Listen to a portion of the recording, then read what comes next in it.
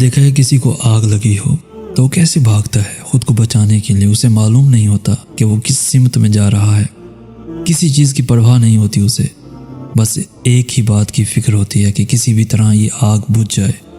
جو لوگ دیکھتے ہیں وہ کوشش تو کرتے ہیں بجھانے کی اور اکثر کامیاب ہو جاتے ہیں، پر آگ زیادہ ہو تو نہیں ہو پاتے اور بس پھر خاموش تماشائی بنے کھڑے دیکھتے رہتے ہیں.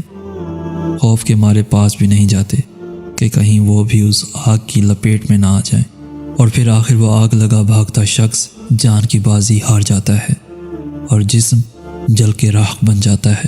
اب سوچیں اگر وہ آگ کسی کے اندر لگی ہو تو وہ بھاگے گا تو صحیح نہ اس کو بجھانے کے لیے. اندر لگی آگ کی تپش زیادہ ہوتی ہے، جسے لگی ہوتی ہے اسے ہی محسوس ہوتی ہے. دوسرے لوگ اس کی تکلیف کو سمجھ ہی نہیں سکتے. آگ محبت کی لگ سکتی ہے، آگ تلاش کی لگ سکتی ہے، آگ پچھتاوے کی بھی لگ سکتی ہے. آگ تو آگ ہے، کسی بھی چیز کی لگ سکتی ہے. بات یہ ہے کہ آگ لگ جائے پھر بجھتی نہیں، بلکہ جتنا بجھاؤ اتنی بڑھتی ہے.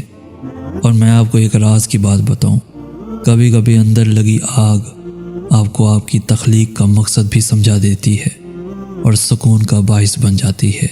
آپ سب کی خیر ہو، خوش رہیں، سلامت رہیں، آباد رہیں اور مجھے اپنی دعاؤں میں ہمیشہ یاد رکھیں. آپ کا اپنا سید سناس. کہنا تو چاہیے کہ لائک، شیئر اور سبسکرائب کریں، مگر مجھے لگتا ہے کہ آپ وہی کریں گے جو آپ کا دل چاہتا ہے. تو اللہ حافظ.